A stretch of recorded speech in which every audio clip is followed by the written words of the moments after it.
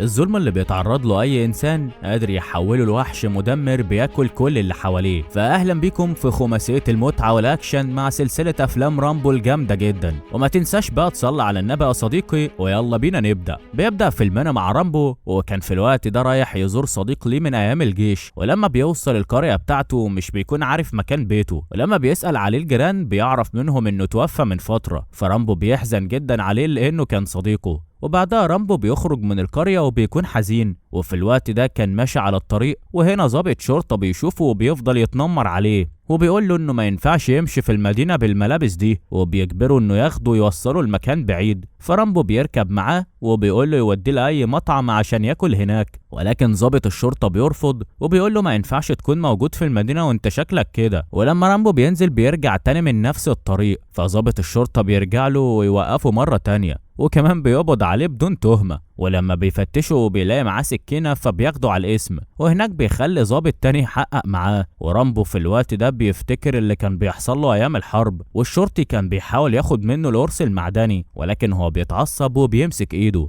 وبعدها بيعرفوا بياناته اللي كانت مكتوبة على القرص المعدني، وكانوا في الوقت ده بيحاولوا يبصموه بالعافية على أقواله. وبعدها بيجي الضابط ويلي اللي قبض عليه وبيقول له انه كده هيزود عقوبته، وكمان هيدفع غرامة بسبب اللي بيعمله، وكمان بيقول له ان بكرة هيتعرض على المحكمة. وبعدها بياخدوه ويقلعوه ملابسه عشان يغيرها، والشرطي اللي اسمه وورد بيضربه بالعصاية، وكمان بيرشوه ميه بخرطوم الحريق. بعدها بيجيبوا عدة الحلاقة علشان يحلقوا له شعره، ولكن هو بيكون رافض. وفي الوقت ده بيفتكر لما كان بيتعذب في حرب فيتنام، وبياخدوه بالقوة علشان يحلقوا له، ولكن هو بيضربهم واحد ورا التاني، وبيلف على اسم الشرطة كله، واي واحد بيقابله كان بيضربه. وبعدها بيقدر انه يهرب من الاسم، وبيسرق موتوسيكل من واحد وبياخده وبيجري بسرعة، وعربية الشرطة كانت بتجري وراه في الوقت ده عشان تمسكه، والظابط ويل هو اللي كان بيجري وراه لوحده، وبيفضل يطارده شوية لحد ما بيدخلوا في الغابة. ولكن عربية الشرطة بتتعطل بسبب الطريق، والظابط ويل بيكلم الاسم عشان يبعتوا فريق من الشرطة، وبيقدر بعدها انه يطارد رامبو من تاني. ولكن المرة دي رامبو بيهرب، وعربية الشرطة بتتقلب بالظابط ويل، ولكن بيقدر انه يخرج منها وبيكون لسه عايش. ورامبو بيرمي الموتوسيكل وبيكمل جري في الغابة،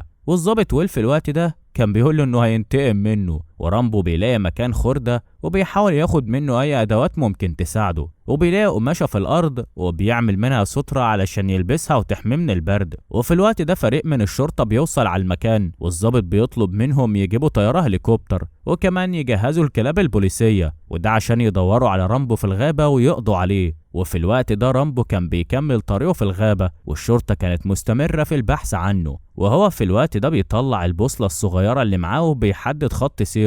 ولكن بعدها بيسمع صوت الشرطة وهم بيقربوا ناحيته، وبيكونوا قدامه طريقين، يا إما ينط في النهر أو يرجع ويسلم نفسه للشرطة. فبيبدأ إنه ينزل من على قمة المرتفع، وفي الوقت ده طيارة الشرطة بتشوفه، والظابط اللي اسمه أرثر بيضرب نار ناحيته، ولكن رامبو بيرمي نفسه على الشجر اللي في الغابة، فالطيارة بتروح ناحيته وبتقرب منه جدا، فهو بياخد حجر من الأرض ويرميه على الطيارة. وهنا سواق الطيارة بيتحرك فجأة، والظابط أرثر بيقع من الطيارة وبيموت، ورامبو بيروح وبيقلعه اللبس وياخده عشان يلبسه، وبعدها بيجره بعيد عن المكان اللي الشرطة فيه. وبعدها الظابط ويل بيكتشف ان الظابط أرثر مات، وهنا بيتضايق اكتر وبيكون عاوز ينتقم من رامبو. وفي الوقت ده رامبو كان قاعد في مكان وبيخيط الجروح اللي في جسمه، ولكن بعدها بيظهر للشرطة وبيقول لهم انه مرتكبش اي تهمة عشان يقبضوا عليه من الاول، ولكن الشرطة بتغدر بيه وبيضربوا النار ناحيته. وهنا رامبو بيكون مضطر انه يهرب منهم، والظابط ويل بعدها بيكلم المركز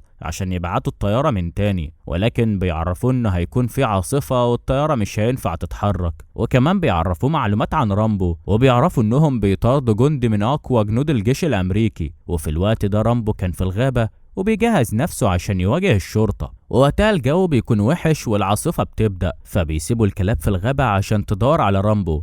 ولكن في الوقت ده في حد بيضرب النار على الشرطة، وبنعرف ان رامبو كان عامل لهم فخاخ في المكان، وواحد من الشرطة بيتصاب في رجله، وكلهم بيروحوا له علشان يساعدوه. وبعدها بيتحركوا في الغابة علشان يقضوا على رامبو، وبيقدر رامبو انه يوقع اول واحد من الشرطة، وبعدها بيوقع واحد تاني منهم، فبيبدأوا يرتبكوا ويجروا في كل حتة، وبيقعوا واحد ورا التاني في الفخاخ اللي كان عاملها. وبعدها رامبو بيقدر انه يمسك الظابط ويل، وبيقول له انه ياخد رجالته ويمشي من المكان بسرعة. وده عشان لو طردوه مرة تانية هيقتلهم كلهم. وهنا الضابط ويل بيكون خايف جدا ومش مصدق انه لسه عايش لحد دلوقتي. والمروحية في الوقت ده بتوصل وبيجي فريق دعم من الشرطة، وفي ضابط اسمه ديف بيوصل على المكان وبيطلب من الضابط ويل انه يرجع للبيت وهم هيكملوا المهمة مكانه، ولكن هو بيكون مصر انه يجيب رامبو بنفسه. وفي الوقت ده التلفزيون كان بيصور اللي حصل، وكانوا بيقولوا ان رامبو قتل فرد من الشرطة وكان عاوز يقتل الباقي.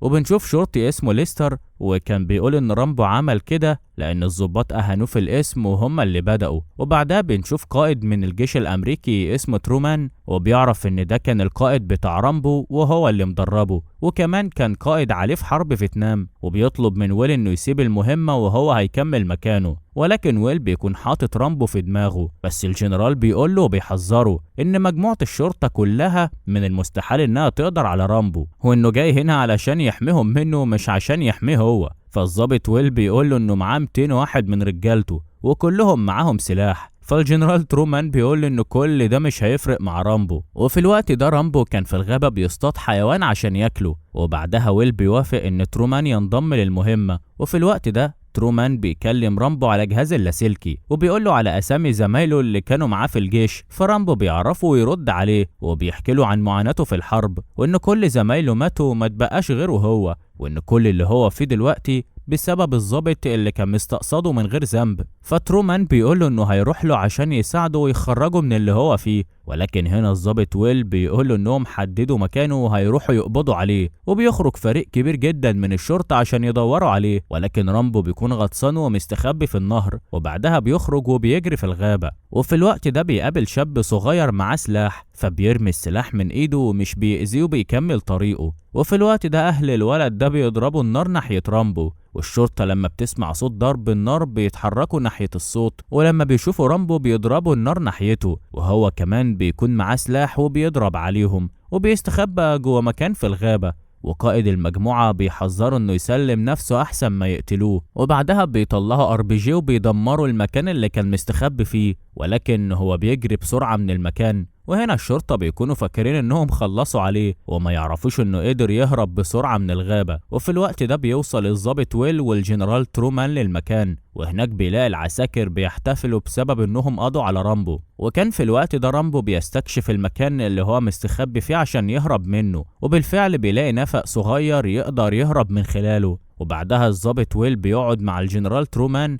وبيعتذر له لو كان غلط في حقه بسبب اللي عمله مع رامبو، وترومان بيقول له انه غلط من البداية عشان افترى على رامبو بدون سبب. وبنرجع لرامبو وهو في الغابة، وفي الوقت ده بيكون قدر يخرج من المكان، ولكن بيكتشف ان الشرطة لسه موجودة في الغابة وبتدور عليه، ولكنه بيقدر ينط على عربية من عربيات الشرطة وبيهدد السواق يكمل في طريقه يا اما هيقتله. وبعدها بيوقع السواق من العربية وبيسوق مكانه، وبعدها السواق بيلاقي عربية الشرطة على الطريق وبيبلغهم ان رامبو لسه عايش وانه سرق العربية اللي كان فيها الأسلحة. فعربية الشرطة بتجري وراه عشان تطارده، وبيبدأوا انهم يضربوا النار ناحيته، ولكن هو بيقدر انه يخلص منهم ويهرب بالعربية. وبعدها بيلاقي كمين على الطريق وهو ماشي، ولكن هو مش بيهمه وبيدمر الكمين ويعدي منه. وبعدها بيدخل على بنزينة ويدمرها، وبياخد سلاح من اللي كانوا في العربية بتاعة الشرطة وبيولع النار في البنزينة لحد ما انفجرت، وكمان كل العربيات اللي كانت جنبها ولعت.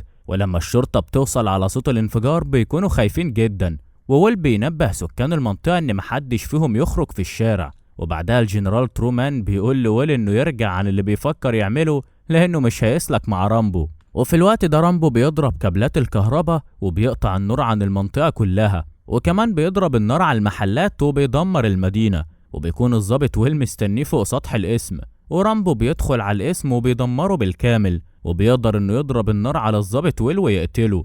وبعدها الجنرال ترومان بيدخل له وبيحاول يهديه، ورامبو بيقول له انه كان راجع من الحرب وبيدور على شغل، وان الشرطة هم اللي فضلوا وراه وهو كان لازم يدافع عن نفسه. فالجنرال بينصحه انه يسلم نفسه لانه خلاص مش هيعرف يهرب من المكان. وفي الوقت ده بيخرج وبيسلم نفسه للشرطة، والضابط ويل بيكون لسه عايش وما ماتش من ضرب النار، ورامبو بيكون رايح عشان يتحاكم على اللي عمله. بعدها بنشوف رامبو وهو بيقضي عقوبته في السجن، وكان في الوقت ده مع المساجين بيكسروا الصخور في الجبل، وبيجيله الحارس وبيقوله ان في حد عاوزه، والحد ده بيكون الجنرال ترومان اللي كان قائد على رامبو لما كان في الجيش، وبيتأسف له لأنه هو اللي نصحه يسلم نفسه ويدخل السجن، وكان جاله في الوقت ده عشان يبلغه بخبر مهم جدا، وهو إن القادة اختاروه علشان ينفذ مهمة حربية في فيتنام، وإنه هيروح عشان ينقذ الجنود الأسرى في الحرب. فرامبو بيقول له اشمعنى الاختيار وقع عليا أنا؟ فترومان بيقول له لأن المكان اللي هناك أنت عارفه وحافظه كويس، وكمان بيقول له إن لو المهمة نجحت ورجعت مش هتكمل في السجن. وهنا رامبو بيقول له إنه موافق، وترومان بيقول له إنه هيبدأ إجهاز تصاريح خروجه للعملية، وبيقول له خليك عارف كويس إن أنا بذلت أقصى ما عندي عشان أساعدك تخرج من السجن. وبعدها رامبو بينتقل بالطيارة للقاعدة العسكرية عشان يستعد للمهمة، وبيكون في انتظاره واحد من الجنود، وهنا بنعرف إن رامبو مشهور بقوته والكل يعرفه.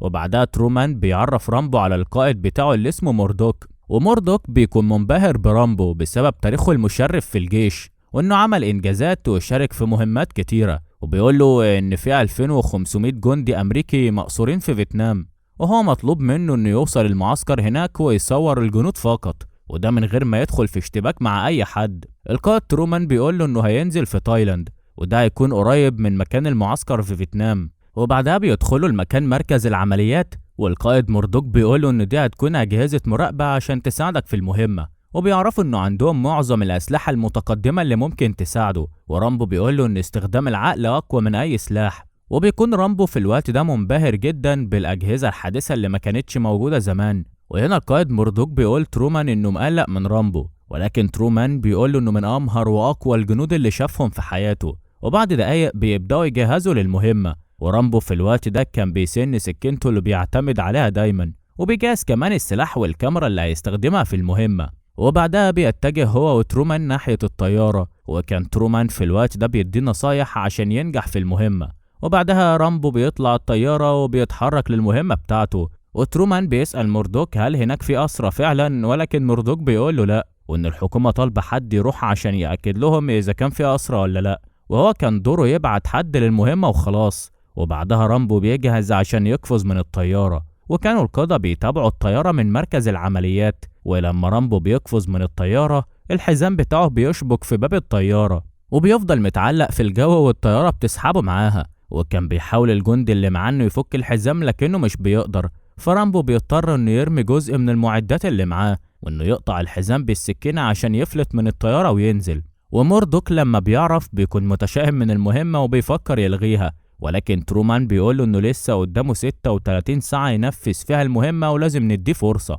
وفي الوقت ده بنشوف رامبو وهو بيجري وسط الغابة، وبيحس ان في حد موجود جنبه في المكان، فبيروح ويهجم عليه، وبيكتشف انها واحدة وموجودة هنا في المكان ده عشان تساعده في المهمة، وبتاخده بعدها توديه لوقر قراصنة ومرتزقة، وبتقوله انهم هيركبوا من هنا مركب في النهر عشان تكون بعيدة عن انظار الجيش. ولكن رامبو بيكون مقلق من القراصنة وواخد حذره، وبيبدأ القراصنة انهم ياخدوهم في مركب ويمشوا بيهم في النهر. وبعدها البنت بتسأله ان كان جعان ولا لا، وهو بيقول لها انه مش بيفكر في الاكل، وهما الاتنين بيقعدوا يتكلموا مع بعض شوية، وبتسأله اشمعنى هما اللي قاموا بالمهمة، فبيقول لها ان دي حكاية طويلة، وبيحكي لها انه بعد ما رجع من الحرب دخل في حرب تانية مع الشرطة، وانه بعدها دخل السجن بسبب ده، وبعدها القيادة طلعته عشان يقوم بالمهمة.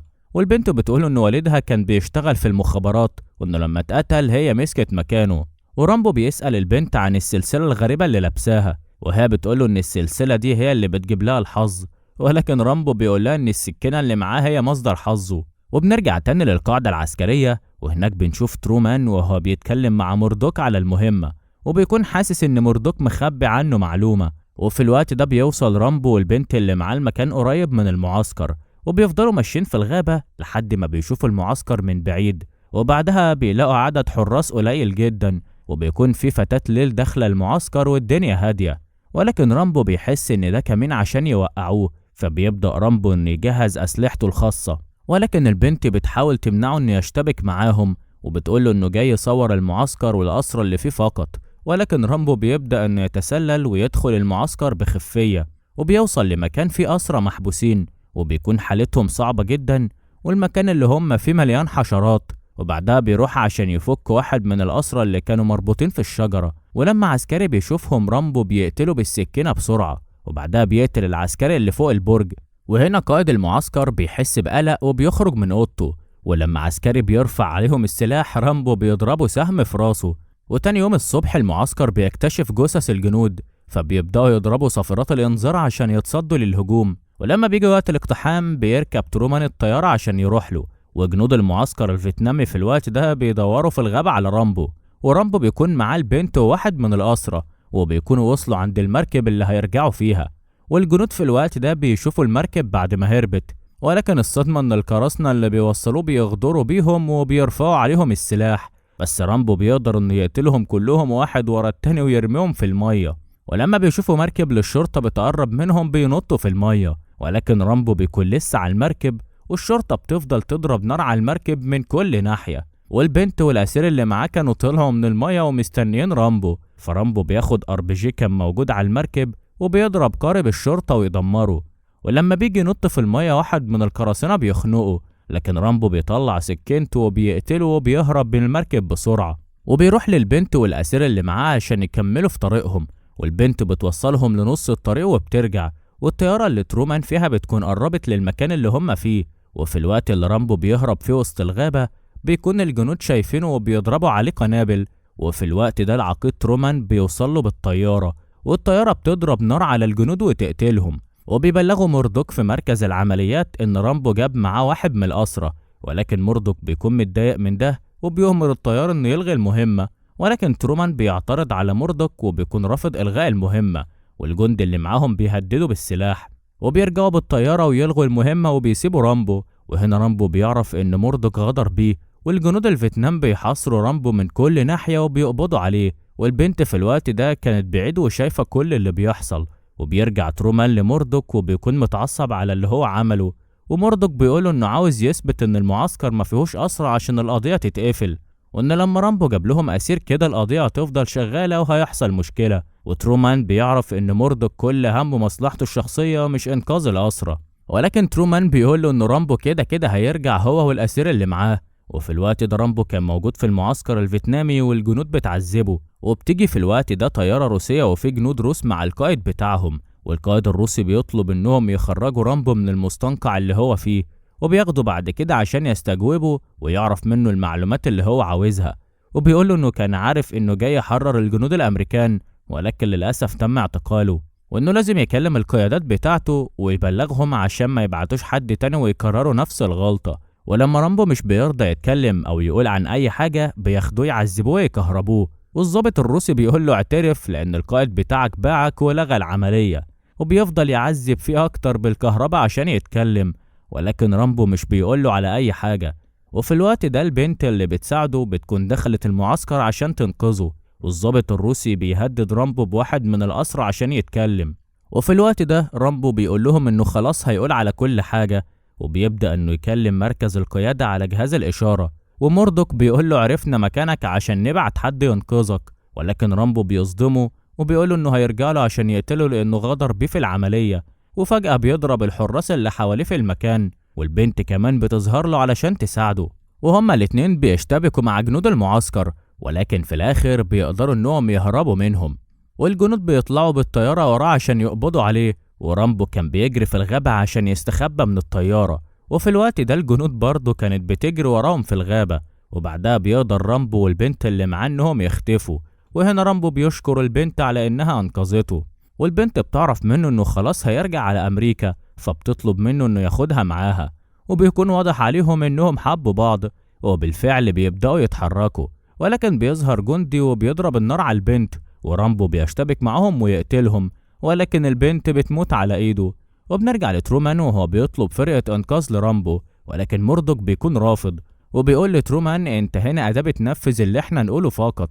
وفي الوقت ده بيكون رامبو اخد سلسلة البنت عشان يفتكرها، وبيدفنها وسط الغابة وبيكمل في طريقه.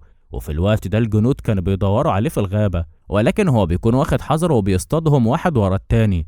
وفي الوقت ده بيحاول انه يهرب ويختفي منهم وسط الغابة، وبيدخل يجري وسط قرية والجنود بيجروا وراه، والجنود كلهم بيدخلوا القرية بالعربيات عشان يحاصروه من كل ناحية، لكنه بيخدع الجنود وبيخليهم يقربوا من مكان هو مليء بالبنزين، ولما بيدخل بيولع النار في المكان وهم فيه، وكمان بيدمر القرية عليهم وبيفجر العربيات بتاعتهم، والجنود كلهم في الوقت ده بيتحرقوا ويموتوا.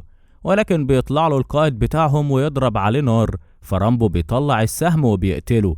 وبتيجي في الوقت ده طيارة وبترمي في المكان قنبلة قوية، ولكن رامبو بيقدر انه يهرب منها وينط في النهر، فالطيارة بتضرب النار على كل حتة في المية عشان يقتلوه، ولكن هو بيطلع الطيارة وبيضرب اللي كانوا فيها ويقضي عليهم، وكمان بياخد منهم الطيارة وبيرجع بيها على المعسكر الفيتنام ويضرب عليه صواريخ ويدمره. وبعدها بينزل من الطيارة وبياخد السلاح وبيقدر انه يقتل كل الجنود اللي في المعسكر، وبعدها بيحرر الجنود الامريكان اللي كانوا محبوسين هناك. وهم بيتحركوا ناحية الطيارة بيقوم جندي مصاب ويقتل واحد من الأسرى وهو بيركب الطيارة، وبعدها بيتحركوا كلهم بالطيارة عشان يرجعوا وبيكونوا فرحانين جدا انهم اتحرروا، ولكن بتطلع عليهم هليكوبتر تانية وبتضرب النار ناحيتهم. وفجأة طيارة رامبو بتختفي وبتنزل النهر، وبيكون رامبو عامل كمين عشان يدمر الطيارة اللي كانت بتهاجمهم، ورامبو بيرجع يطير بالهليكوبتر وبيقدر انه يتواصل تاني مع مركز القيادة، وبيقول لهم انه راجع لهم ومعاه كل الأسرى. والجنود في مركز القيادة بيكونوا فرحانين جدا، ولكن موردوك بيكون متضايق من اللي حصل، وترومان بيكون فرحان انه ينفذ اللي في دماغه. ورامبو في الوقت ده بيوصل مركز القيادة وبينزل بالطيارة وبيروح عشان ينتقم من موردوك ورجالته عشان غدروا بيه. والجنود في الوقت ده كانوا بيستقبلوا زملائهم اللي كانوا مأسورين، ورامبو بيدخل مركز القيادة ويدمره بالكامل، وبيدخل لموردوك عشان ينتقم منه. وطبعا موردوك بيكون خايف منه، ورامبو بيتعصب عليه ولكن مش بيقتله وبيسيبه وبيمشي. وبعدها بنشوف الجنرال ترومان وهو خارج بعربيته، وكان موجود في الوقت ده في تايلاند عشان يدور على رامبو. وفي الوقت ده رامبو كان بيجهز نفسه لمباراة قتالية، وبياخد عصايتين كانوا على الأرض عشان يقتل بيهم، وبعدها بيدخل لمكان المباراة وسط تشجيع من الجمهور، وبيبدأ القتال بينه وبين خصمه. وفي البداية الخصم بيبدأ يضربه، وبعدها رامبو بيشتبك معاه، وبيكونوا هما الاتنين متعادلين في القوة. وفي الوقت ده الجنرال ترومان بيوصل لمكان القتال وبيشوف رامبو، وفي الوقت ده رامبو كان بيتضرب من خصمه، ولكن بعدها بيقدر انه يشيله ويرميه على الأرض، وبيبدأ انه يستجمع قوته ويضربه ضربات قوية، وبيقدر انه يوقع خصمه على الأرض وبيكسب الرهان وياخد الفلوس. والجنرال ترومان كان بينده عليه في الوقت ده، ولكن رامبو مش بيسمعه، وبيركب القارب اللي بتاخده وتمشي بيه في النهر.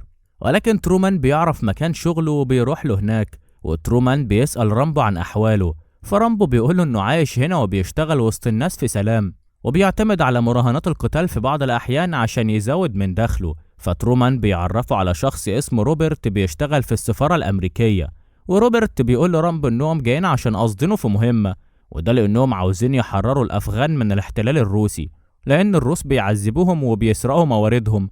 والجنرال ترومان بيقوله إنه هيكون معاه في المهمة ومش هيسيبه لوحده، ولكن رامبو بيكون رافض، وبيقول لهم إنه مش حابب يدخل معارك أو حروب تانية وبيسيبهم ويمشي. فترومان بيروح ويتكلم معاه عشان يقنعه، ورامبو بيكون مصر على رأيه وبيقوله إنه مش هيقاتل تاني، ولكن ترومان بيفضل وراه عشان يقنعه بالمهمة، ورامبو بيقوله إنه مش مستعد لأي عمليات تانية.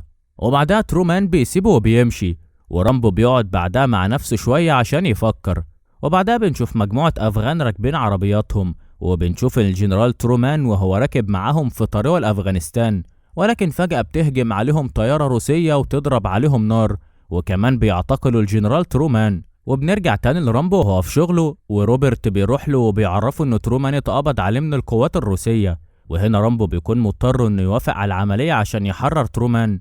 وبالفعل رامبو بيسافر على أفغانستان، وهناك بيدخل محل وبيسأل عن شخص اسمه موسى، فبيطلع له الشخص اللي اسمه موسى، وده اللي هيساعده ويوصله المكان المعتقل الروسي.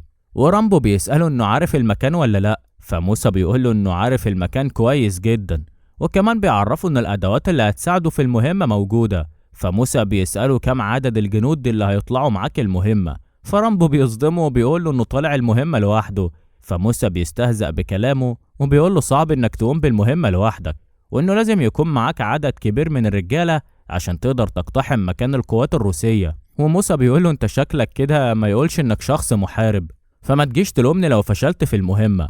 فرامبو بيكون متجاهله لأنه مش عارف هو بيتكلم مع مين. وبعدها بنشوف ترومان وهو في المعتقل الروسي، وكان الحراس واخدينه للقائد عشان يستجوبه، والقائد بيقول لترومان إنه أول أمريكي يعتقلوه في أفغانستان، وده طبعا إنجاز كبير لينا، وكمان بيهدده إنه يقول كل المعلومات اللي معاه وإلا هيعيش في جحيم لو رفض يتكلم. ولكن ترومان بيرفض يدي أي معلومات، وكمان بيتعصب عليه ويستفزه بالكلام. فالقائد بيخلي الحارس ياخد ترومان من قدامه، وفي الوقت ده كان موسى واخد رامبو عشان يوصله المكان المهمة. وفي الوقت ده القائد الروسي كان بيعذب ترومان عشان يتكلم، وفي الوقت ده بيدخل عليهم الشخص اللي رامبو كان بيسأل على موسى، وبنعرف ان الشخص ده بيشتغل عميل مع القوات الروسية، وكان جاي يعرف القائد ان رامبو جاي عشان يقتحم السجن بتاعهم ويحرر ترومان. وهنا القائد الروسي بيسأل ترومان انه يعرف رامبو ولا لا، ولكن ترومان مش بيرد عليه، فالقائد بيكمل في تعذيبه.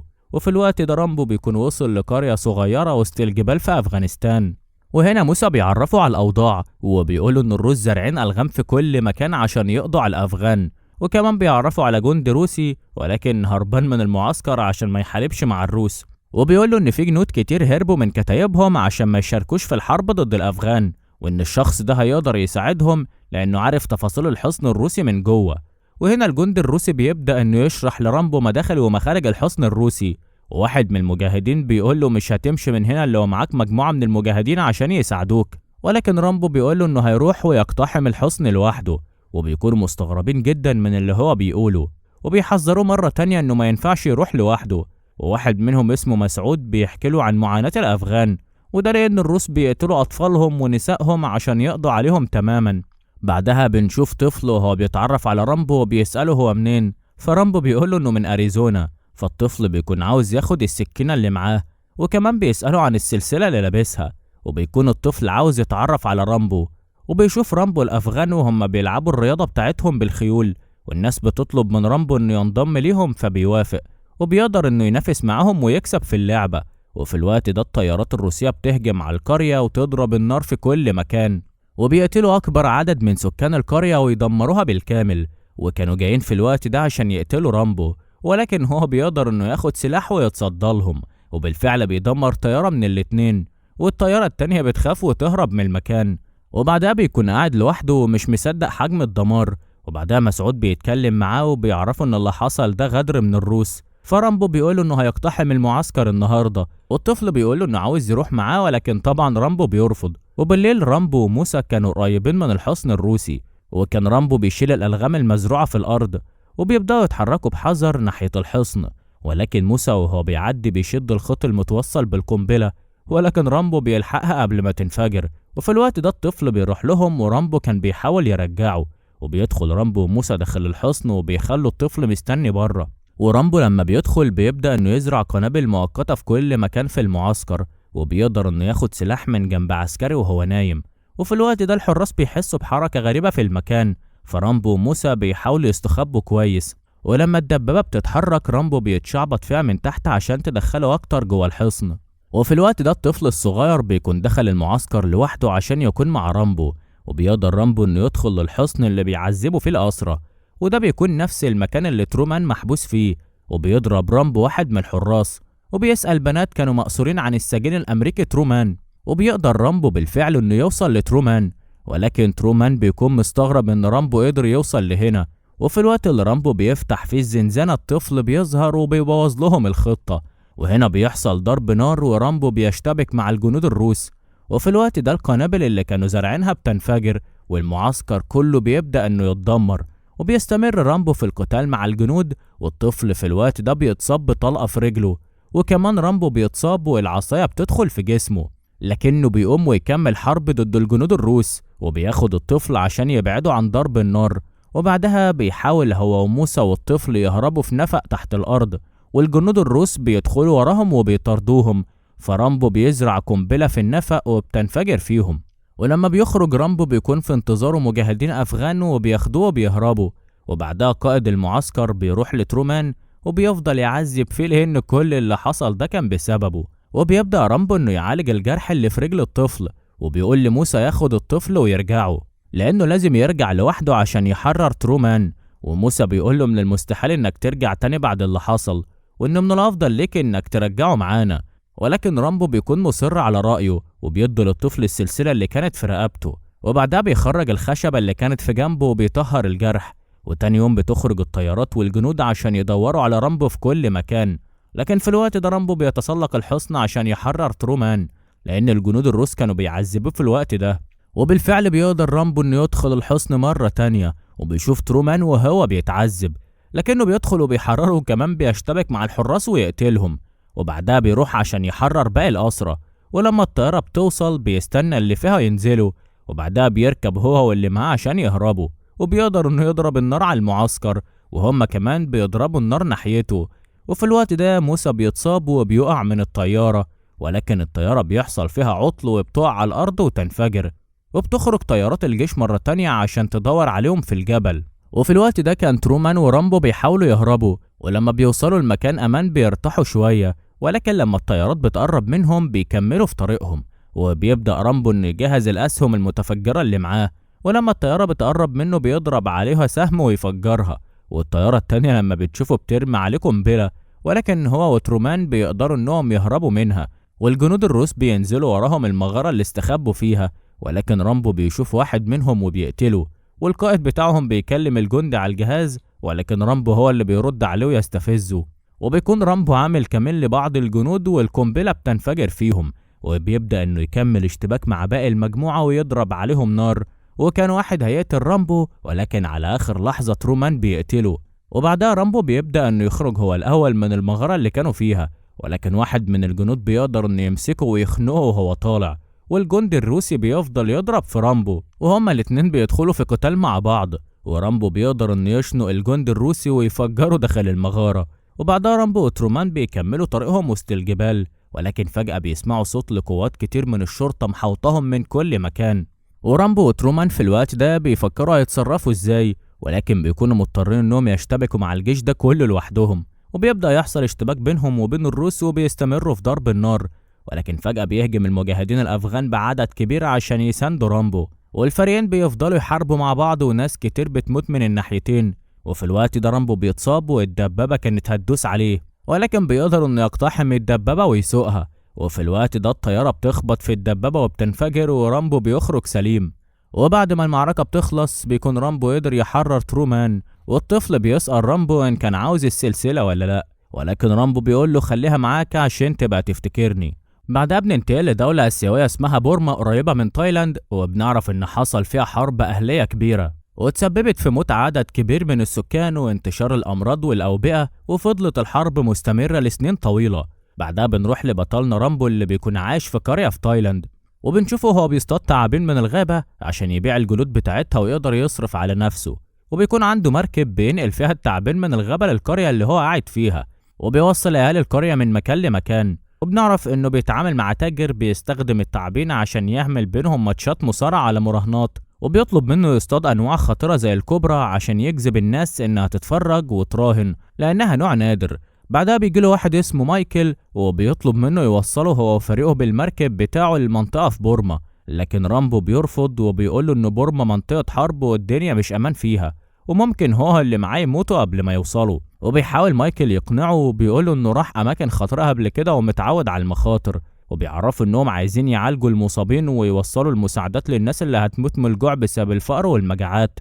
لكن رامبو بيكون مصمم على موقفه لأنه شارك في الحرب وعارف إن اللي بيروح هناك ما بيرجعش، وبيحس مايكل بالإحباط وبيرجع لفريقه عشان يشوفوا حل تاني. لكن سارة خطيبته بتقوله يديها فرصة تحاول معاه، وبتروح تتكلم مع رامبو عشان تخليه يوافق، لكنه ما بيرضاش يسمع لها، وبيقولها إن أهل بورما مش محتاجين غير أسلحة عشان يدافعوا بيها عن نفسهم، وبيسيبها وبيمشي. وفي الوقت ده بنشوف جيش بورما وهو خاطف مجموعة من الأهالي وبيعاملوهم زي الحيوانات، وبيخلصوا على عدد كبير منهم بطريقة وحشية، واللي كان بيفضل عايش منهم كانوا بيفجروه بالقنابل. وبالليل بيروحوا قرية تانية وبيخطفوا منها الأطفال والستات، واللي بيقاوم كان بيخلصوا عليه قدام عيلته وبيحرقوا بيته. وبنرجع لرامبو اللي بيكون سهران بيشتغل في الورشة بتاعته، وبيلاحظ إن سارة قاعدة قدام البيت تحت المطر عشان تحاول تتكلم معاه، وبيعجب بإصرارها لكنه بينصحها ترجع بلدها لأنها لسه صغيرة وقدامها حياة طويلة تعيشها. لكن سارة بتقوله إنها عارفة إنه شخص طيب وخايف عليهم ومش بيهتم بالفلوس، وإلا كان وافق يوصلهم بغض النظر عن اللي ممكن يحصل لهم. وبتعرفوا إنها تقدر تحمي نفسها، وبتقوله إنها عايزة تساعد الناس اللي هناك بأي طريقة، وبيتأثر رامبو بكلامها وبيوافق يساعدها.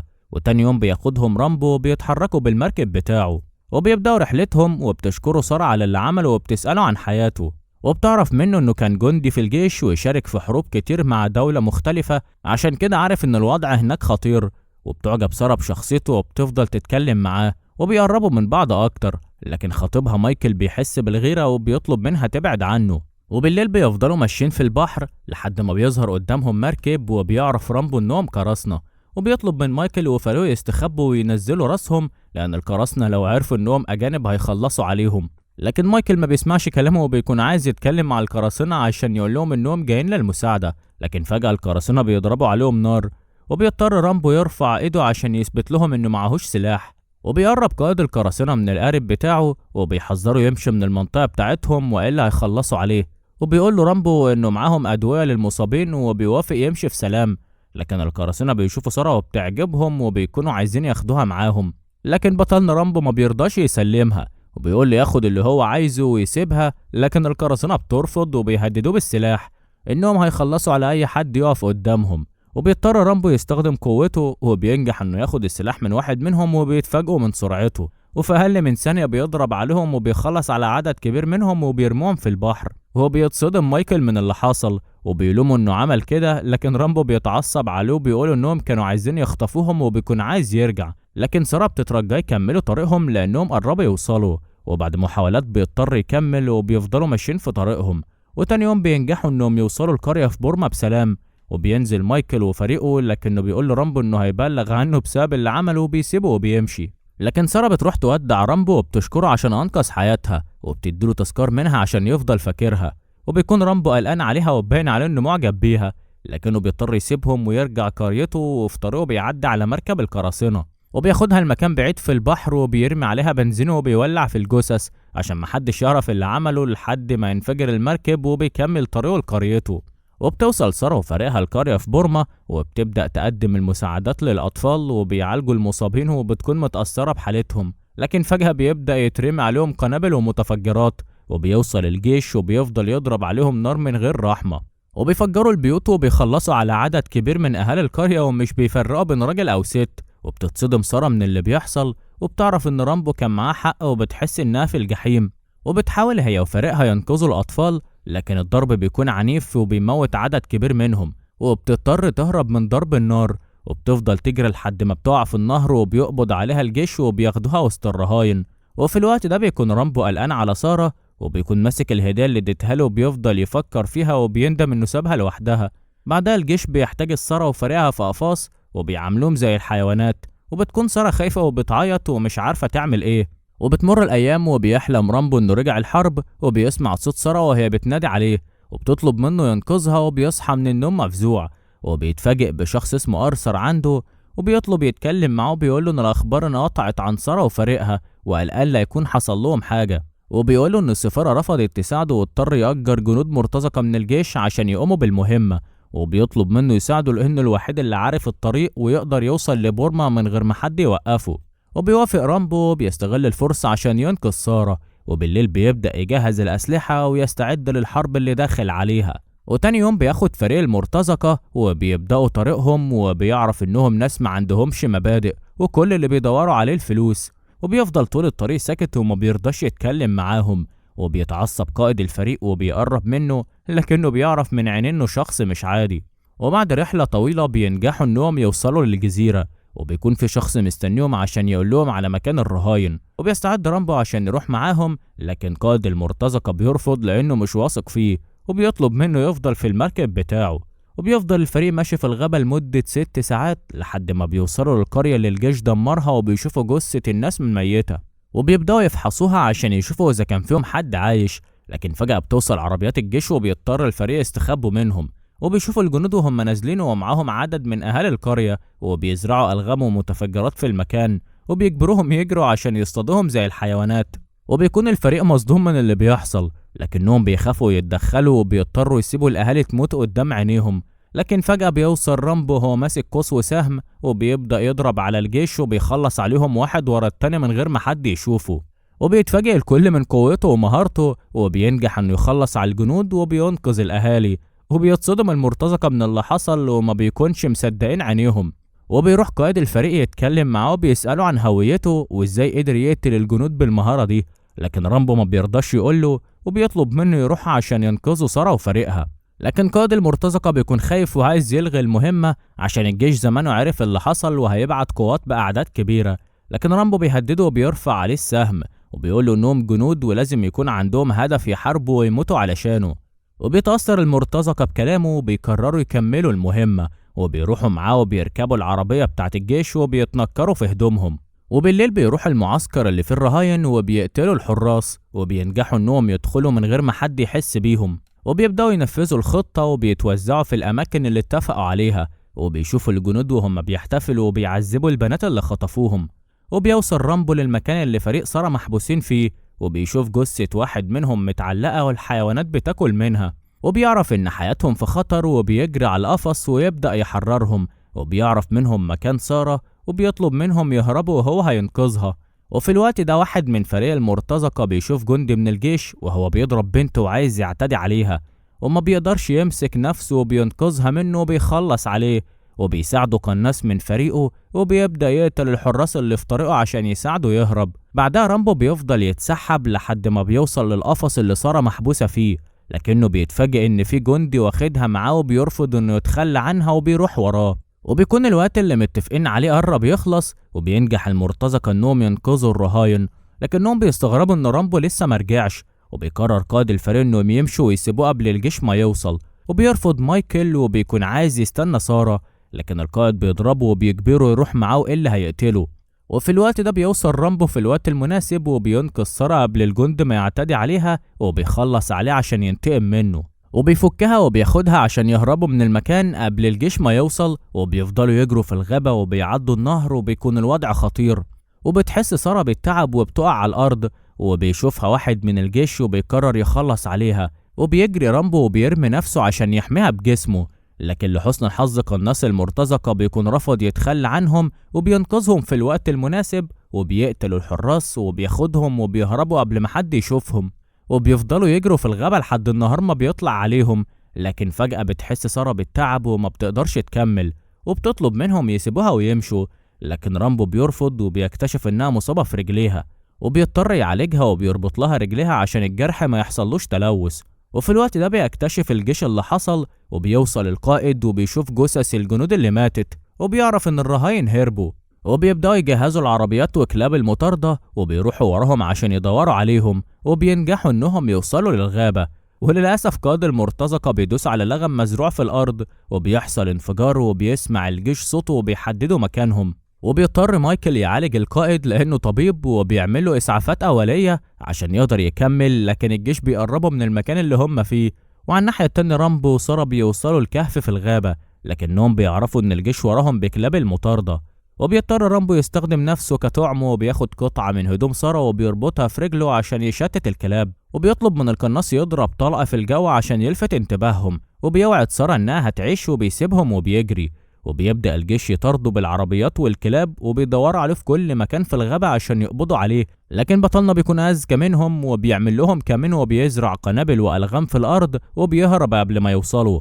ولما بيقربوا منه بتنفجر القنابل بيهم وبيموت عدد كبير منهم، وبيتفاجئ قائد الجيش باللي حصل وبيعرف إنه شخص مش عادي، لكن للأسف بيقدروا يوصلوا لفريق سارة والمرتزقة وبيقبضوا عليهم قبل ما يهربوا، وبيفضلوا يضربوا فيهم وبيعذبوهم، وبيجمعهم القائد وبيقرر يخلص عليهم عشان ينتقم منهم على اللي عملوه، وبيستسلموا وبيحس ان نهايتهم قربت. وبتكون سارة والقناص شايفينهم من بعيد، لكنهم ما بيقدروش يعملوا حاجة لان عددهم كبير وبيزعلوا عليهم. لكن فجأة بطلنا رامبو بيوصل وبينجح انه يهزم واحد من الجنود بالسيف وبيسرق منه سلاح متعدد، وبيبدأ يستخدمه وبيضرب عليهم، وبينجح انه يخلص على عدد كبير منهم ومحدش بيقدر عليه. وبيساعدوا القناص وبيفضل يصطاد فيهم واحد ورا التاني من بعيد، ومحدش بيقدر يحدد مكانه، وبيتحول المكان لساحة حرب. وبيستغل جنود المرتزقة الفرصة وبياخدوا الأسلحة من الجنود اللي ماتت وبيبدأوا يحاربوا الجيش. حتى القائد المصاب بيرفض انه يستسلم، وبيفضل يتخانق معاهم، وبيقدر انه يضرب عدد كبير منهم، وبيفضلوا يرموا عليهم قنابل ومتفجرات، وبيتحول المكان لمجزرة. وبيبدأ فريق سارة يساعدهم وبيضربوا الجنود معاهم، وبيوصل أهالي القرى اللي حواليهم وبيعملوا انقلاب على الجيش وبيشاركوا في الحرب، وبيحاصروهم وبيتصدم قائد الجيش وبيطلب إمدادات من المعسكر، وبتوصل سفينة مسلحة بالرشاشات وبتضرب على الأهالي والمرتزقة، لكن رامبو بيشوفها وبيفضل يضرب عليها بالمتعدد، وللأسف بيضربوا عليه وبتيجي طلقة فيه وبيتصاب في كتفه، لكنه مش بيستسلم وبيضطر يستحمل الألم وبيكمل ضرب فيهم، وبينجح انه يفجر السفينة بالجنود اللي فيها. وهو بيخاف القائد من اللي حصل وبيحاول يهرب عشان ينجو بحياته، لكن رامبو مش بيسيبه وبيفضل يطارده، وبينجح انه يمسكه وبيطعنه بالسكينة وبيخلص عليه عشان ينتقم لكل الناس اللي اذاهم، وبيموت هو وباقي الجنود. وبيفرح الاهالي انهم انتصروا في الحرب، وبتجري سارة عشان تدور على مايكل وبتكون خايفة عليه، لكنها بتفرح لما بتشوفه وبتطمن انه كويس. وبيبداوا يعالجوا المصابين وهم بيعيطوا ومش مصدقين انهم لسه عايشين، وبيشاوروا لرامبو وبيشكروه على كل اللي عمله. ولما بيطمن عليهم بيقرر يسيبهم ويمشي بعد ما نجح في المهمة، وبيرجع قريته بيلم حاجته وبيروح المزرعة بتاعته اللي في تايلاند عشان يكمل باقي حياته في أمان. بتمر سنين وبيكبر رامبو في السن، لكنه ما بيقدرش يتغير وبيفضل زي ما هو يساعد أي حد محتاجه.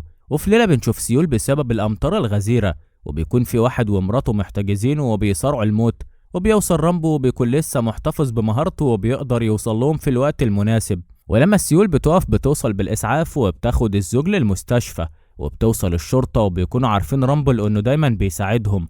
وقبل ما يمشي بتشكره الزوجة لأنه أنقذ حياتهم وإنها تفضل مدينة ليه طول عمرها، وبيتأثر بكلامها وبياخد الحصان بتاعه وبيمشي. وبيرجع المزرعة بتاعته وبنعرف إنه عايش فيها مع جارته العجوزة وحفيدتها جابرييل اللي بيعتبرها زي بنته. وبتلاحظ جارته إنه زعلان وبيقولها إنه وصل متأخر وما قدرش ينقذ غير شخصين، لكنها بتخفف عنه وبتقوله ما يلومش نفسه لأنه عمل اللي عليه. وبيكون رامبو عايش حياته في هدوء مع عيلته الجديدة، وبيربي خيوله وبيدربهم وبيبيعها. وبنعرف انه عامل انفاق سرية تحت الارض وبيصنع فيها سكاكين واسلحة لان دي هوايته. وبتدخل عليه جابرييل وبتطمن عليه، وبيكون صنع لها سكينة عشان تدافع بيها عن نفسها. وبيخرجوا من النفق وبيركبوا احصنة مع بعض، وبيكون بيحبها وبيعتبرها زي بنته، وبيطلب منها تكمل تعليمها وتدخل الجامعة، وبتوعده انها هتعمل كده. وبتقوله انها هتحضر حفلة مع اصحابها بمناسبة تخرجهم من المدرسة. وبيكون رامبو قلقان عليها وبيقول لها تجيبهم المزرعة، لكنها بترفض لانهم هيحسوا بالملل لان مفيش حاجة يعملوها. لكنه بيعرض عليها توريهم الانفاق، وبتتفاجئ من كلامه لانه مش بيسمح لحد يدخلها، وبتفرح وبتوافق. وبالليل وهي في الحفلة بيجيلها مكالمة من صاحبتها اللي سافرت المكسيك، وبتقول لها انها عرفت مكان ابوها وانه عايش في المكسيك. وبتتفاجئ من كلامها وبتروح لرامبو وبتقوله انها عايزة تسافر المكسيك عشان تشوف ابوها، وتسأله ليه سابها هي وامها، لكنه بيرفض وبيكون خايف عليها تسافر لوحدها لان المكسيك مليانة عصابات، وبيحاول يخليها ترجع في قرارها. وبيقول لها ان ابوها تخلى عنها ولازم تنساه، وبتعيط من كلامه وبتسيبه وبتروح تنام، لكنها بتكون مصممة على اللي في دماغها. وتاني يوم جدتها بتتخانق معاها لما بتعرف انها عايزة تشوف ابوها، وبتقول لها انه شخص مش كويس وساب مراته تموت وما راحش يزورها في المستشفى. وبتمثل جابرييل انها اقتنعت بكلامها، وبتقول لها انها تروح تزور صاحبتها وبتسيبها وبتمشي، لكنها بتركب عربيتها وبتقرر تنفذ اللي في دماغها، وبتعدي حدود المكسيك وبتروح لصاحبتها اللي عايشة هناك. وبيكون باين عليها انها مش كويسة، لكن جابرييل ما بتاخدش بالها وبتطلب منها توديها لابوها. وفي الوقت ده بيكون رامبو بيدرب الحصان بتاعه وبيحس بغيابها وانها لسه ما رجعتش وبيقلق عليها. وبالليل بتاخدها صاحبتها للبيت اللي ابوها عايش فيه، وبتتفاجئ انه متجوز وعايش حياته ونسيها. ولما بتشوفه بتسأله ليه سابها هي وامها وتخلى عنهم، لكنه بيرد عليها ببرود وبيقول لها انه ما كانش بيحب امها، وانه اتجوزها غصب عنه عشان يرضي امه. ولما امها والدتها استغل الفرصة وسابها وهرب، وبيطلب منها ما تجيش تاني وبيقفل الباب في وشها.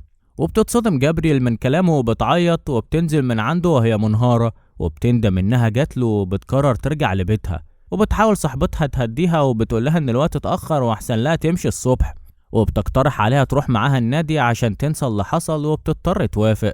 وبيروحوا الملهى ليلي، وهناك بيحاول شخص يقرب منها ويتعرف عليها، لكنها بتصده وبيحط لها مخدر في المشروب بتاعها من غير ما تاخد بالها. وتاني يوم في المزرعة بتجري الجد على رامبو وبتقوله ان جابرييل مش عند صاحبتها وانها راحت المكسيك تدور على ابوها. وبيتفاجئ من كلامها وبياخد منها عنوان ابوها وبيقرر يروح له، وبيوعدها انه هيرجعها، وبيركب عربيته وبيعدي حدود المكسيك. وبنعرف ان صاحبة جابرييل بعتها لعصابة بتتاجر في البنات وبتستخدمهم في اعمال مشبوهة. وبتكون جابرييل واقفة مع مجموعة بنات وهي خايفة، وبيهددهم اللي خاطفهم ان اللي هيحاول يهرب هيخلص عليها. في نفس اليوم بالليل بيوصل رامبو للمكسيك، وبيروح لعنوان ابو جابرييل وبيسأله عنها، لكنه بيقوله انه ما يعرفش عنها حاجة. وبيحاول يقفل الباب في وشه، لكن رامبو بيتعصب وبيكسر الباب وبيهدده لو حصل لها حاجة هيندمه. وبيسيبه وبيروح لصاحبة جابرييل، وبتتوتر لما بتشوفه وبيسألها عنها، لكنها بتحاول تكذب عليه وبتقوله انهم راحوا النادي، ولما صحيت اكتشفت انها سافرت من غير ما تودعها، لكنه بيشوفها لابسة الاسورة بتاعت جابرييل وبيعرف انها مخبية حاجة، وبيمسك ايدها وبيقولها ان الاسورة بتاعت ام جابرييل ومستحيل تديها لحد، وبيهددها انه هيندمها لو ما قالتش الحقيقة، وبتخاف منه وبتاخده للنادي وبتشاور له على الشخص اللي خطفها وبيسيبها تمشي، وبيفضل طول الليل يراقبه لحد ما بيخرج من النادي وبيروح وراه، وبيكون في صحفية بتراقب رامبو وبتشك فيه وبتمشي وراه، وبيركب المجرم عربيته وبيستغل رامبو الفرصة وبيهجم عليه، وبيوري له صورة جابرييل وبيسأله عن مكانها، لكنه بينكر انه يعرفها وما بيرضاش يقوله، وبيتعصب رامبو وبيضربه بالسكينة في كتفه وبيصيبه إصابة خطيرة، وبيهدده يقول الحقيقة واللي هيخلص عليه، وبيصرخ المجرم من الألم وبيقوله انه هيقول على كل حاجة، وبيركب معاه العربية وبيتحركوا بيها، وبتكون الصحفية واقفة وبتتصدم من اللي شافته وبتركب عربيتها وبتروح وراهم، وبياخدوا المجرم لمخبأ العصابة وبيشاور له عليه وبيضربوا رامبو على دماغه وبيفقد الوعي وبينزل من العربية، وبيسمع صوت بنات بتعيط وبيفضل ماشي ورا مصدر الصوت، لكنه بيحس ان في حد بيراقبه، وبيحاول يهرب لكن العصابة بتتجمع حواليه وبيحاصروه وبياخدوا منه الأسلحة، وبيلاقوا معاه صورة جابرييل وبيعرفوا انه بيدور عليها، وبيقول له الزعيم انها معاهم ومستحيل ياخدها، وبيتعصب رامبو وكان هيتخانق معاهم، لكنهم بيرفعوا الأسلحة عليه وبيقرروا يندموه وبيوقعوه على الأرض وبيفضلوا يضربوه بطريقة وحشية، وبيتصاب إصابات خطيرة ووشه كله بيبقى مليان جروح، وبيقرب منه الزعيم وبياخد هويته وبيعرف اسمه، وبيقوله ان اتدخل في حاجة أكبر منه، وعقابا ليه مش هيموته وهيخليه يشوف جابرييل وهي بتعاني عشان تبقى عبرة لأي بنت أهلها يحاولوا ينقذوها، وبيقرب منه وبيجرحه في وشه بالسكينة عشان ما يفكرش يروح عندهم تاني، وبيسيبه مرمي على الأرض عشان يموت بالبطيء، لكن لحسن الحظ بتكون الصحفية مراقباه من بعيد وبتشوف اللي حصل وبتستنى لما العصابة تمشي وبتجري عليه وبتنقذه قبل ما يموت، وبتاخده في عربيتها قبل ما يرجعوا، وبيفضل رامبو طول الطريق يهلوس وينادي على جابرييل وبيكون خايف عليها وعايز يرجع عشان ينقذها، لكن في الوقت ده بيروح زعيم العصابة لجابرييل وبيوريها هوية رامبو وبيقول لها انه حاول ينقذها وخد عقابه، وهي كمان لازم تتعاقب، وبيحقنها بالمخدر وبيقرب منها وبيجرحها في وشها بالسكينة بنفس الطريقة وبتفضل تصرخ من الألم، بعدها الصحفية بتجيب دكتور عشان يعالج رامبو وبيطمنها انه هيعيش لكنه محتاج يرتاح بسبب الدم اللي نزفه، وبتفضل تعتني بيه وتعقم له الجرح لحد ما بيفوق بيستغرب لما بيشوفها وبيسألها هي مين وعايزة منه ايه، وبتعرفه بنفسها وبتقوله ان اسمها كارمن وشغالة صحفية، وانها كانت بتراقب واحد من العصابة في النادي وشافته وهو بيضربه، وبتقوله انها عصابة خطرة بتخطف البنات وبتجبرهم يشتغلوا في حاجات مشبوهة، وبتوريله صورة اختها وانها كانت ضحية من البنات اللي اتخطفت وللأسف ماتت، وبيتأثر بكلامها وبيطلب منها توديه العصابة عشان ينقذ جابرييل، وبتكون خايفة عليه وبتحذره ان عددهم كبير، لكنه ما بيكونش مهتم وكل اللي بيفكر فيه ينقذ جابرييل قبل ما يحصل لها حاجة، وبتوافق كارمن وبتقرر تساعده، وبيعرف منها عنوان بيت مشبوه بيستخدمه في البنات لأعمال مش كويسة وبيروح على هناك، وبيمثل انه زبون وبيهجم على الحراس وبيبدأ يتخانق معاهم وبيضربهم بعصاية حديد على راسهم، وبينجح انه يهزم عدد كبير منهم، وبيدخل الأوض عشان يدور على جابرييل وبيضرب أي راجل يشوفه، وبيحرر البنات وبيطلب منهم يخرجوا، لكنهم بيعيطوا وبيخافوا العصابة تأذيهم وبيرفضوا يمشوا، وبيفضل رامبو يدور في الأوض لحد ما بيلاقي جابرييل نايمة على الأرض وبتعيط، وبيقرب منها وهو مصدوم، وبيتفاجئ إن جسمها عليه آثار جروح من التعذيب، وبتكون مش في وعيها وبتهلوس من الألم، وبيحضنها عشان يطمنها وبياخدها وبيخرج من المكان، وبيتفاجئ زعيم العصابة لما بيعرف اللي حصل وبيتعصب على خلقه إنه مسمعش كلامه ورفض يخلص على رامبو لما كان تحت إيديهم، وبيطلب منه يجمع كل رجالته عشان ينتقموا منه، وبالليل بيسوق رامبو بأقصى سرعة عشان يرجع البيت ويعالج جابرييل، لكنها بتفوق وبتعتذر له إنها ما سمعتش كلامه، وبتعيط وبتطلب منه يسامحها، وللأسف بتموت بسبب جرعة زايدة من الممنوعات، وبيتصدم رامبو وبينهار من العياط وبيزعل عليها، وتاني يوم بياخدها وبيرجع المزرعة، وبتتصدم جدتها لما تعرف وبتجري عليها وهي مش مصدقة وبتفضل تعيط، وبيدفنوها جنب أمها، وبيقرر رامبو ينتقم لها وبيطلب من الجدة تمشي من المزرعة وبيخليها تروح تقعد عند أختها، وبيكون عارف إن العصابة مش هتسيبه وهتفضل تطارده، وبيبدأ يجهز خطته وبيرجع يتدرب على ضرب الأسهم، وبيعمل كماين وبيزرع قنابل ومتفجرات، وبيجهز الأنفاس السرية وبيحط فيها أسلحة ومعدات، وبيحول المزرعة لحصن، وبتكون مشاعر الغضب مسيطرة عليه وبيتحول لوحش كاسر، وبيقرر يتغدى بيهم قبل ما يتعشوا بيه. وبيرجع المكسيك وبيقابل كارمن وبيقول لها ان جابرييل ماتت،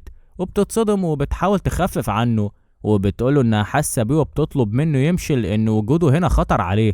لكنه بيقول لها انه قرر ينتقم ويندمهم على اللي عملوه، وبيطلب منها تساعده يوصل لزعيم العصابة اللي ضربه وشوه وش جابرييل.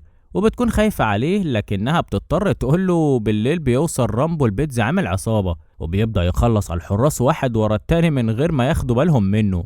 وبينجح انه يوصل لأوضة الزعيم وبيسمع صوته في الحمام، وبيقرر يخلص عليه بطريقة مؤلمة عشان يبرد النار اللي جواه. وتاني يوم بتنتشر أخبار موت الزعيم، ولما أخوه بيروح يشوفه بيتصدم إن راسه مقطوعة، وبيلاقيه ميت بطريقة وحشية ومغروس في جسمه سكينة عليها صورة جابرييل. وبيعرف إن رامبو هو اللي عمل كده، وبيقرر يطارده عشان ينتقم منه، وبيجمع كل أفراد العصابة عشان يروحوا المزرعة.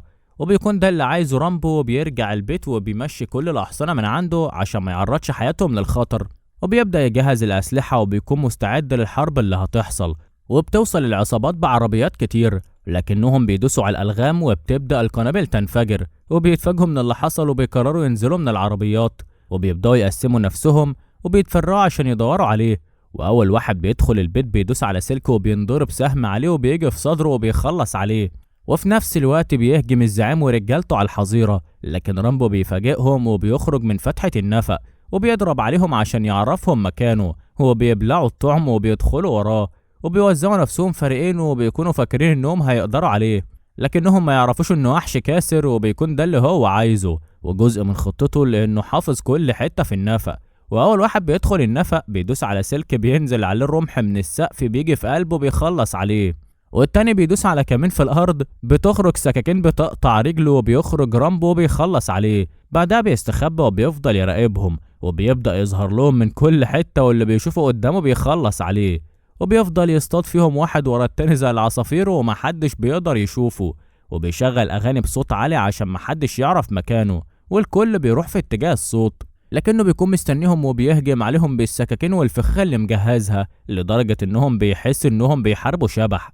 وبيحاول الزعيم يتواصل مع رجالته وبيطلب منهم يخرجوا من النفق لان حياتهم في خطر، لكن رامبو بيكون عامل حسابه وحاطط اجهزة تشويش وبيكمل قتل فيهم بكل انواع الاسلحة، وبيهزم عدد كبير منهم من غير ما يتصاب بجرح او يعرض نفسه للخطر، وبيتعمد يسيب الزعيم للاخر عشان يتسلى عليه. وبيكون الزعيم مصدوم من اللي بيحصل، وبيشوف جثث رجالته وهم ميتين قدام عينيه، وبيعرف انه اتورط مع حد خطير، لكنه بيعرف ان رامبو عايز يمسكه، وبيقرر يستغل ده وبيستدرجه. وللاسف رامبو بيقع في الفخ وبيقرب منه، وبيستغل الزعيم الفرصة وبيضرب عليه بالسلاح وبتيجي رصاصة في بطنه، لكنه بيفشل انه يخلص عليه. وبيفضل رامبو ينزف لكنه بيستحمل الألم وبيقاوم، وبيمسك جهاز اللاسلكي وبيكلم الزعيم وبيقول له ان كل رجالته ماتت وما بقاش غيره، وبيعرفوا انه سايبه للاخر عشان يخلص عليه بايده، ولو عايز يخرج من النفق يمشي ورا الانوار وهيلاقيه مستنيه وهيديله فرصة يقتله راجل لراجل. وبيخرج من النفق وبيدوس على زرار التفجير، وبيضطر الزعيم يسمع كلامه وبيجري ورا الانوار عشان يهرب من الانفجار، وبيلاقي نفسه في الحظيرة وبيفضل يبص حواليه وهو خايف وبيدور عليه في كل مكان. وفجأة بيظهر رامبو من وراه وبيضربه بالأسهم وبيثبته في الجدار من ايده ورجله، وبيفضل الزعيم يصرخ من الألم، وبيقرب منه رامبو وهو ماسك سكينة وعينيه مليانة غضب، وبيبدأ يشرحه بيها وبيخرج قلبه من مكانه وبيوريه له قبل ما يموت. وبيخرج من الحظيرة وهو بينزف وبيروح يقعد على كرسي أبوه علشان يستريح بعد ما انتقم لجابرييل، وبيبص على المزرعة بعد ما اتدمرت وبيقول ان كل اللي بيحبهم ماتوا، لكنه هيفضل عايش عشان يفتكرهم ويخلد ذكراهم. ولحد هنا بتنتهي سلسلة افلام رامبو للمقاتل المحبوب سيلفستر ستالون. لايك وشير واستنونا في الملخصات الجاية. سلام.